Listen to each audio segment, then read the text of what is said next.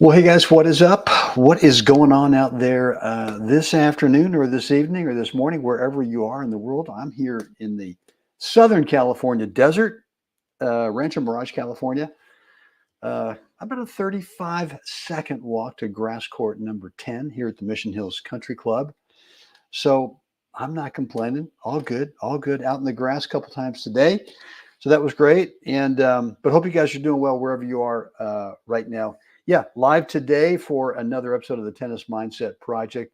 Actually, most recently, I've been doing a lot of pre-records just because my schedule's been kind of up and down. And but today I wanted to go live and kind of get back to that, at least for today as well. And if you guys are unaware of it, I also do a morning show, which is just about every time live. It's 8 a.m. Pacific time zone. It's called What's the Right Shot? And we really, we work on two things. Number, shot choice, and where do you want to move to next on the court. I cherry pick one point from a video, either from one of my matches or someone else's match. And yeah, pick out the point, and right as one of the players, either singles or doubles, is about to play their shot, I pause the video and ask you, what do you think's the right shot based on those two things I just mentioned, those two premises? Number one, shot choice. Where do you want the ball to land over there? Based on the geometry of where you are on the court, where your opponent is in the court in singles, or maybe in doubles where you are on the court, where your partner is, which is lots of times a consideration for shot choice, but also where your opponents are as well. And then just as importantly, where's the next best court position to move to? Anyway, it's a lot of fun. Lots of times I've got my good buddy, great player, and outstanding coach, Jeff Jacklich, on the call with me as well. Those are typically longer than what I do in the afternoon here with the Tennis Mindset Project. Yeah, you know, those are typically 10 to 20 to maybe a little bit more minutes. Anyway, a lot of fun. Great way to start your day. If you're here in the West Coast, maybe a great way to end your morning if you're on the West Coast or wherever you are. Anyway, guys, let's get into today's episode of the Tennis Mindset Project, which is 3 must-haves for serve and volley. And I learned this stuff from Tom Stowe way back in the day. And Tom Stowe, most people don't know or have not heard of Tom, you know, unless you're maybe an older guy, a gal, and you've been around the tennis business or the tennis industry for a long time. Tom was a world-class coach from Northern California. Hey, Mark, thanks for joining me this afternoon. World-class coach from Northern California back in the day. Actually coached the first man to win the calendar Grand Slam, Don Budge, way back in the day. And but I got a chance to work with Tom in the early 80s for about 18 months, and he completely changed my life. I mean, I'm not saying that kind of just flippantly, but not only changed me as a player, but changed my whole my whole belief as how to help players in terms of teaching and coaching. And so I've always said, anything I've done, I got to give him full credit. He was the one. And I mean, I've been helped by lots of other players and coaches along the way, but Tom was really the guy that really gave me the foundation of who I am as a player and who I am as a coach. And he used to, he talked a lot about serve and volley. He talked a lot about chip and charge off that second serve, return to serve. He talked a lot about approach shots in a rally. Both of you are back in the baseline. And now all of a sudden you got a ball that you deem is relatively short. You can approach on all those 3 situations. And he just always said, man, Brent, it's just a hell of a lot more fun to play this way, which is to, and basically the way he said it was, if you lose a point, where do you want to be on the court? I never thought of it like that before. I always thought, well, if I lose a point, what do you mean? What are you talking about? And he always said, look, if you lose a point, and we're going to lose some points, obviously, no one's ever played the game where they've never, ever lost a point. So if you lose a point, where do you want to be in the court? And I thought for a second, and I just said, well, I guess I want to be either moving up towards the net, or I want to be on top of the service line, or maybe I'm already up there. So inside the service line, he said, bingo, that's right. You want to play this style of play because it's just a heck of a lot more fun. So until I got to be in the early 60s in terms of age group, I mean, I was pure serve and volley 100% of the time. And whether it was first and second serve in singles, I've backed off of that a little bit over the time now that I'm older and I've a couple of age groups past that. I still serve volley sometimes, not as much as I used to, for several reasons. I don't serve, as big. Probably serve more accurately than I ever have before. I serve more consistently for serve than I ever have before, which is not meaning that I should be serving and volleying a lot, but I've just found that I like to mix it up more in terms of playing some serve and stay in. I never stay back, right? Serve and stay in is serve, and when you finish your service motion, you're a foot or two inside the baseline looking for something short to be able to come in on. Again, always looking to, if at the end of the point, where you want to be. I want to be up inside the service line if possible, or at least working my way up there, right? And so he always just put inside my head, look, this is just a heck of a lot more fun to play this way. And I agree. It is a lot more fun. Not saying that everyone should be doing that, because your risk reward ratio, mindset, comfort zone might be better off just saying, I'm going to serve and stay in and look for something to come in on. Now we're talking singles. I think in doubles, we ought to be serving and volleying and coming in all the time. I mean, that's kind of now I'm not saying that everyone has to do that. But for me, and I think for most players, I think at the top level of the age groups, they kind of feel like I got a better chance if I can join my partner up there when we're serving. We're probably going to hold serve more often if we do it that way. But again, that's not a hard and fast rule. Got to go with what is most comfortable for you. So all of that said, let's talk about the mindset for serve and volley, and all this stuff I got from Tom back in the day, and it's rung true um, ever since he passed away in 1983. Ended up winning my first national gold ball in 1984, the year after he passed away. My second year in the 35s, we won the national hard courts, and it was bittersweet. At match point, shook hands with my partner, walked up the net, and obviously shook hands with the opponents and walked off. And all I wanted to do was to call him. I didn't need, I mean, certainly I wanted to call my mom and dad and all that kind of stuff, but my first guy I wanted to call was Tom, and I couldn't do it because I wanted to just say, Tom, thank you. Thank you so much for what you gave me for those 18 months that we got to work together, a few months before he passed away.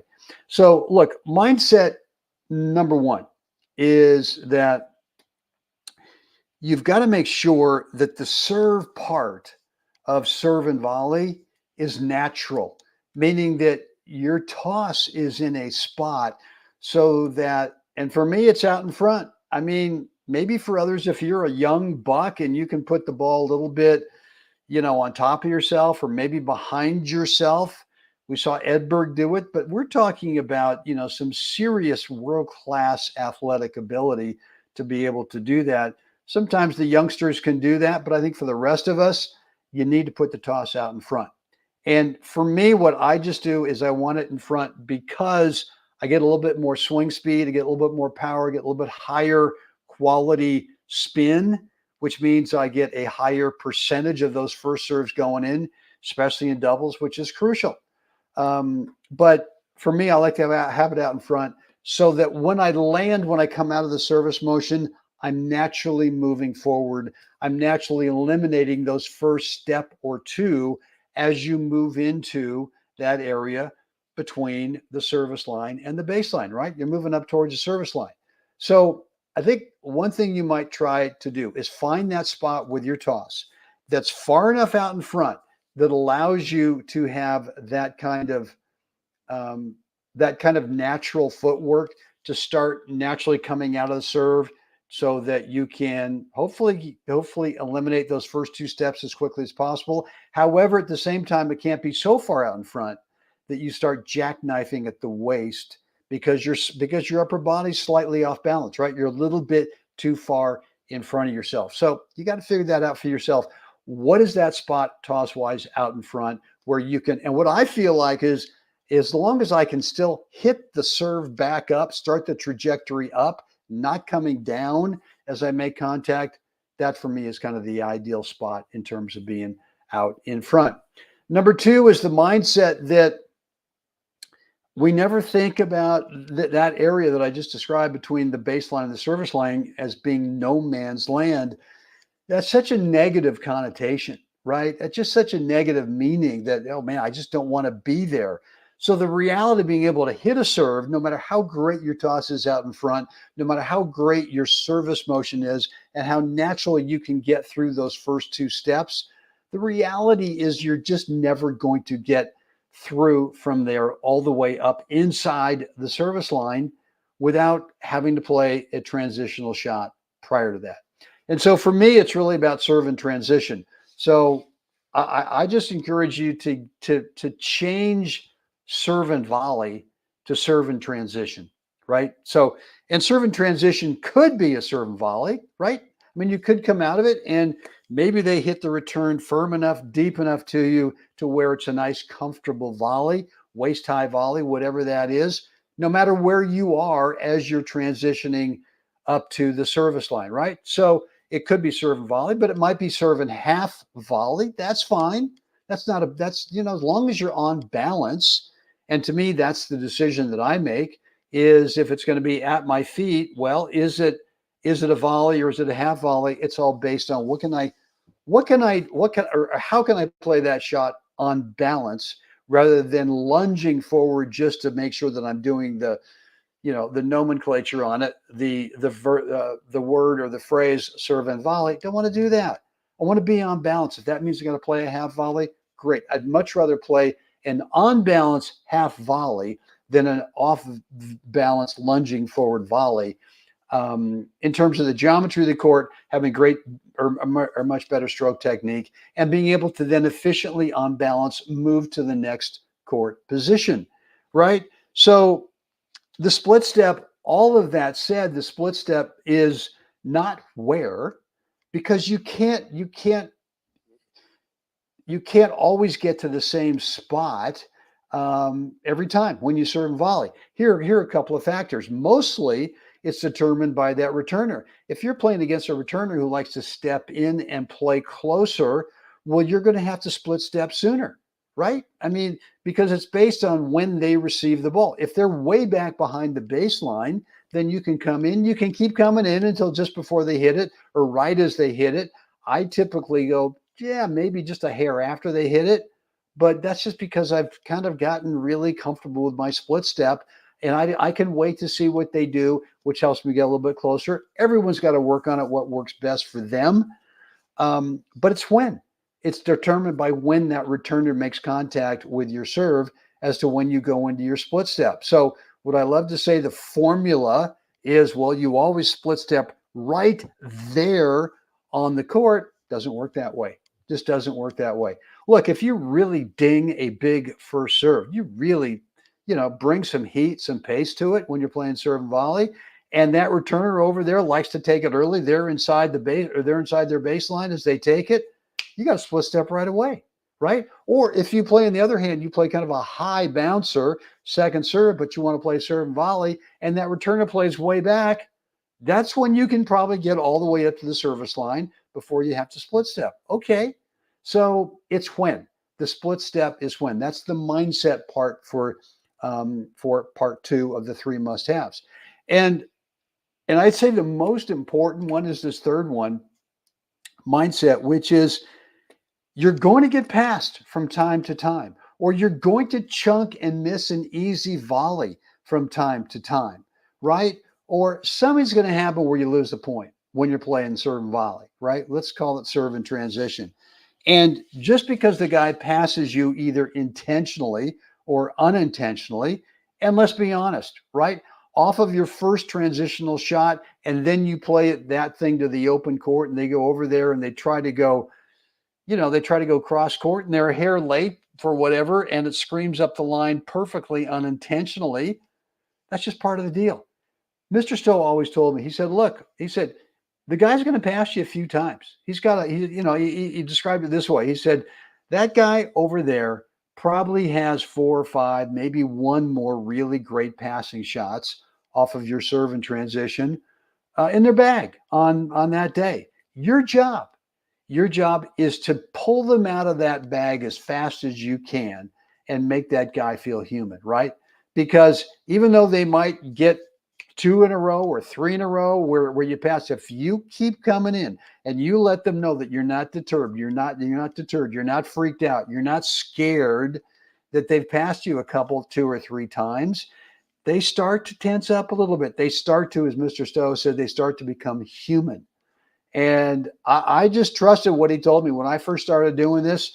I'll never forget. There were some great players at the time I was playing against, and I kept coming and coming and coming. And even though I got passed a few times, all of a sudden, wow, this guy's not, he's not the great name that he was when the match started. Now all of a sudden he's kind of dropped down into the human range, and he started to miss some. And once I started to trust that, everything changed. Everything changed for me. I just said, okay, I get it. I get it. They don't like the pressure. They don't like the accumulated pressure of what you put on them over and over and over again. And so if this part freaks you out that you get passed a couple of times, and I'll tell you, when I used to coach some really high level juniors, that was the biggest challenge for me. They had great serves, right? They had great transitional shots. But if that kid over there passed my student once or twice, man, my challenge was to convince my kid, I'll tell you what, it's okay. This is part of the deal. Here's how it works. Some of the kids just didn't buy into it. They just didn't trust it. They just wanted to stay back. A lot of it for them was, it was embarrassing, right? That kid over there passed them and they screamed out, come on, right? And that was just too much for them. They just couldn't get past that. So that's really the third part of this mindset of serve and transition.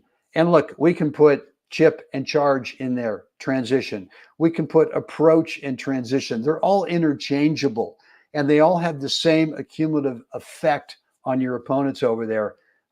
Is that you're going to get past now and then, and you just got to be able to take it, and you got to be able to realize that's part of the deal, man. That's part of the deal. So anyway, hope this has been helpful today, because serve volley is a heck of a lot more fun.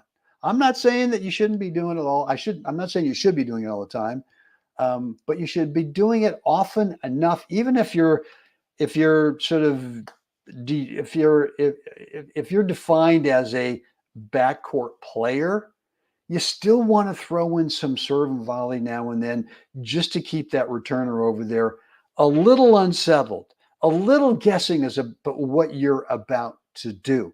You don't want to become predictable. And conversely, I just think you don't want to be completely serve and volley, unless maybe you're a younger guy, and that's fine.